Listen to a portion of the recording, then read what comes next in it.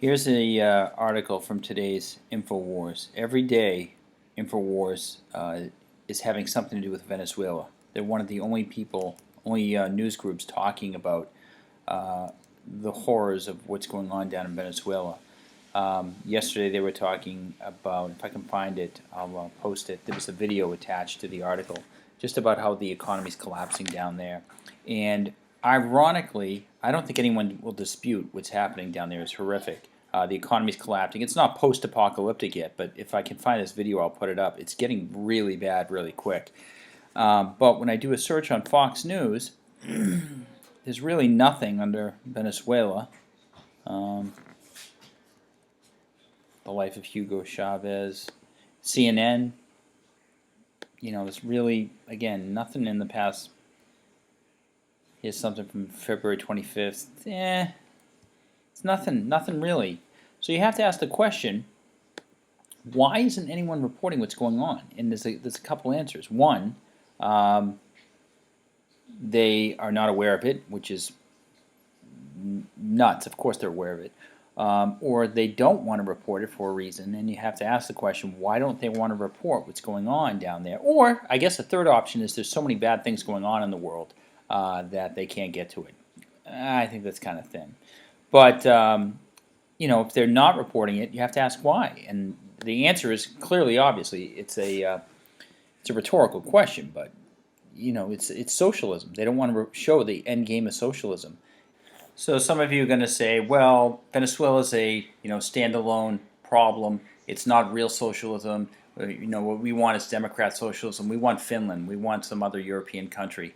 To me, they're connected. It's like the difference between stage 1 cancer and stage 4 cancer. Clearly, Venezuela is the end game. And the other countries who people think are in great shape or good shape, in my opinion, are just fast-tracking towards this. And I think the United States is as well. Perfect example for those of you who believe that the healthcare system is phenomenal in these other countries. I have an elderly relative over in England, pure socialism over there, pure socialized medicine, and she was walking around for months in a bathrobe trying to hold her insides in as she waited in a long line for a hysterectomy.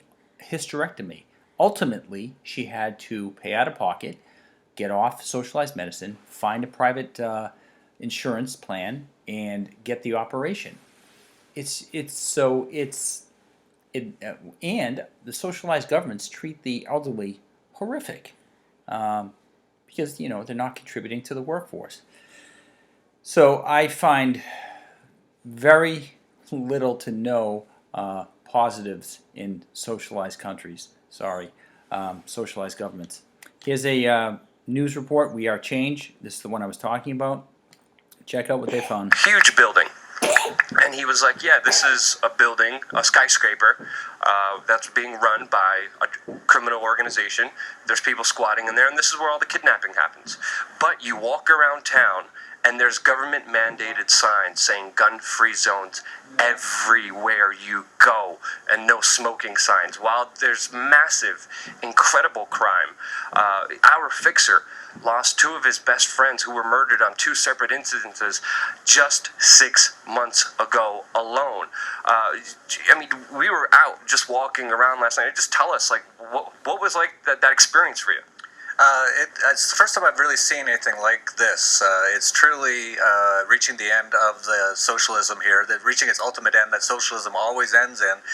It's also reaching just the end of the currency, the hyperinflation, and I've heard it's hundreds of percent a month right now. And we went to some of the restaurants, and all the prices on the menu are in paper, and they taped onto the menu because they have to change it every week, and sometimes even more than that. It's changing that fast. It's really it's interesting, and you brought up the gun-free zones. That's the most interesting part to me, is no one is allowed to have a gun, and this is the murder capital of the world. So we walk into the hotel at night, because we're a little crazy, we're told by everyone, don't go out, and we went out. There was no one anywhere. It was like a ghost town.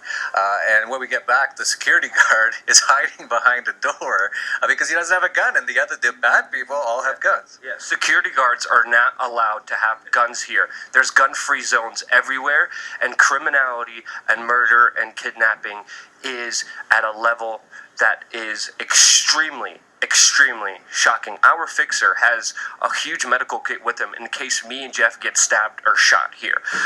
We have tinted out windows so no one sees who we are. We always got to lock the door. Last night we were walking with a mutual Tinder match that we had, and we were walking just